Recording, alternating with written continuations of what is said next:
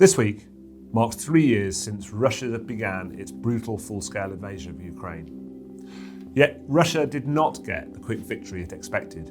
Instead, they faced 3 years of fighting, of defeat and retreat. During that time, we've seen Ukraine take on and overcome a numerically superior force. And in the face of terrible human cost and destruction of their homes, their courage, determination and bravery has surpassed all expectations. Many have called this the first drone war, and Ukraine's mighty drone battalions have played a crucial part in levelling the playing field between Ukraine and a vastly larger adversary. The UK has delivered a significant number of drones to Ukraine and will continue to do so throughout 2025. We only need to look at the support we've delivered for Ukraine and to see the impact we have when we pull together as a nation. The UK, across the MOD and our industrial partners, have worked as one defence, collaborating, coordinating and cohering to deliver at pace and at scale.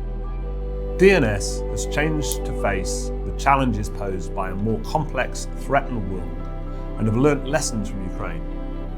We are transitioning fully into our new operating model, where DE&S has been reshaped to be more effective, faster, better and stronger, both for UK defence and for our allies.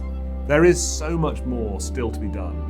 And the major lesson we've learned from the conflict in Ukraine is that we are firmly in a global race of defence production and innovation. And DE&S is at the centre of that complex picture.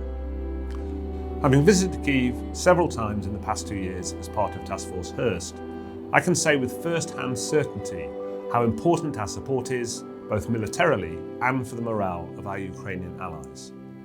They need to know, and we need to keep restating, that the UK is sticking by them now and for as long as it takes.